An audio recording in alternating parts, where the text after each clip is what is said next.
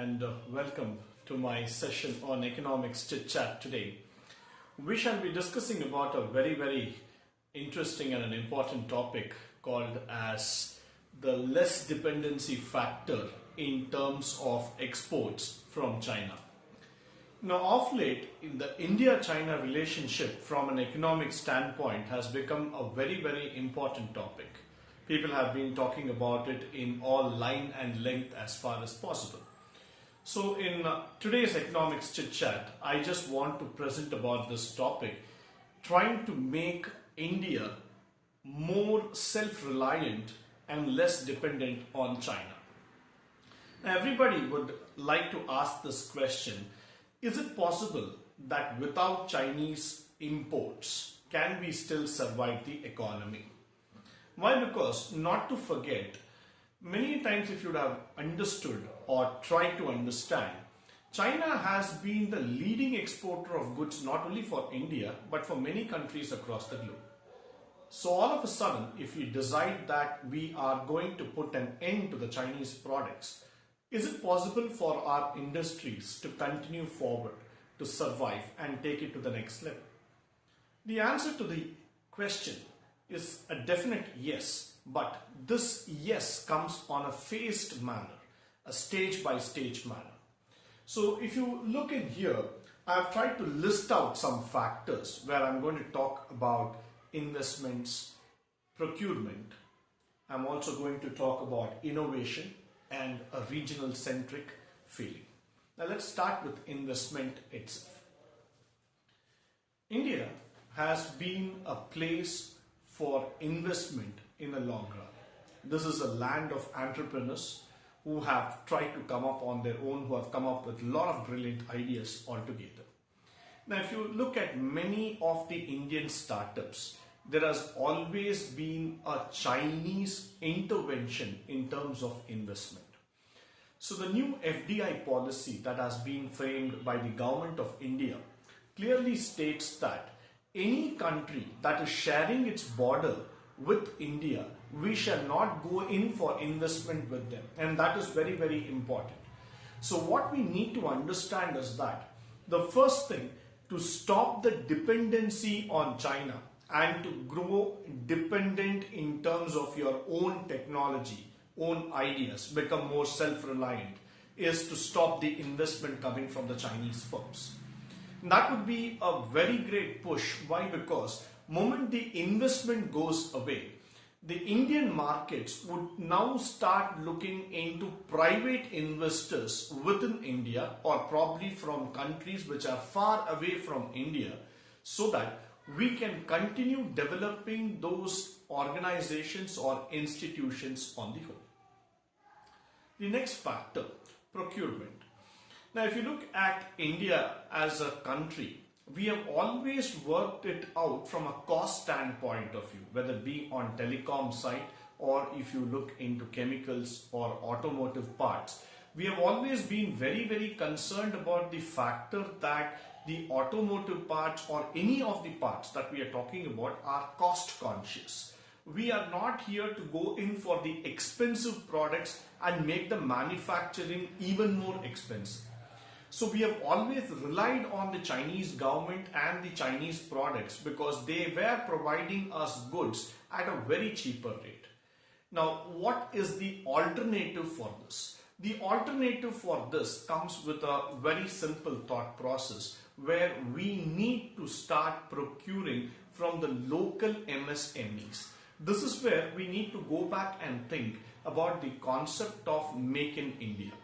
Once you start promoting Make in India concept, automatically there will be a lot of production for all the companies, especially from the ancillary industries. If you start giving the push, these ancillary industries would become a feeder for the large scale industries. So that would make us more self-reliant, more goal oriented, and we can procure all the raw materials that are necessary for our growth.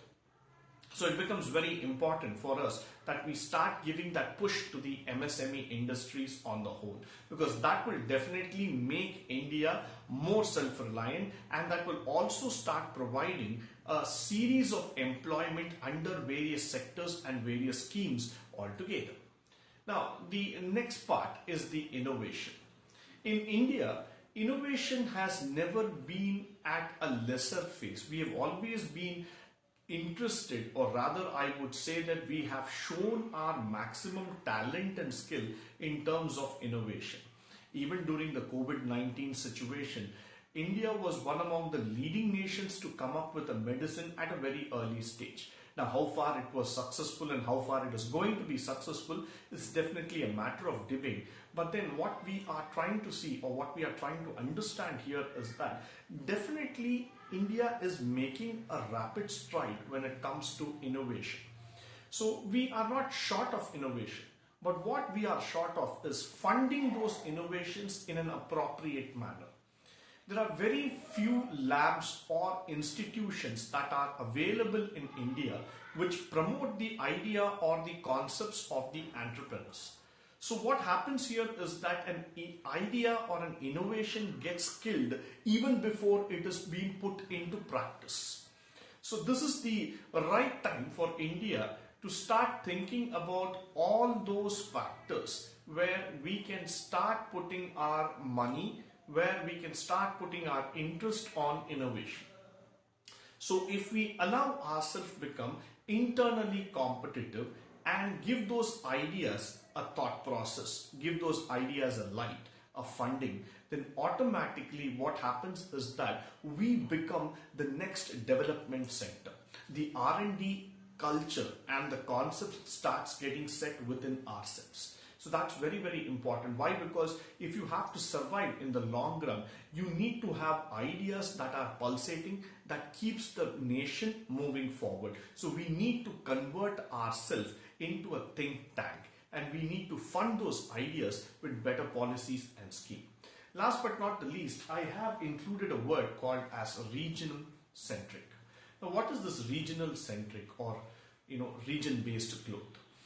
Now, if you look at the Asian countries, apart from India for a while, most of these small nations like Singapore, Thailand, Hong Kong, Malaysia, Taiwan, all of them became powerful nations because they concentrated on regional centric growth.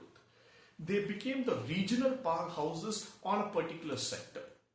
And if you look at Hong Kong for a matter of example, Hong Kong became a regional center as a financial power block in the entire Asian economy. Similarly, if you look at Philippines, it became an Asian regional super block in terms of agriculture and the best practices. Singapore again becoming the regional center for technology incubation and coming up with the regional offices in terms of financial services as well as in terms of technology. Malaysia again, if you start looking, energy and petroleum and conservable growth sectors altogether. So if you start concentrating on those Asian nations, you will start finding that there has been a regional centric growth. They have concentrated on a particular sector and they have tried to grow within the region as a superpower. And that probably fueled those nations to become a stronger nation by growth, by intention, by thought process. This is the right time for India, being a large subcontinent, having all kind of talent and energy and the thought. We have to become a regional-centric power. So India has to become first the Asia's largest manufacturing hub. We have to become Asia's dominant nation in terms of manufacturing, in terms of financial services, healthcare and agriculture.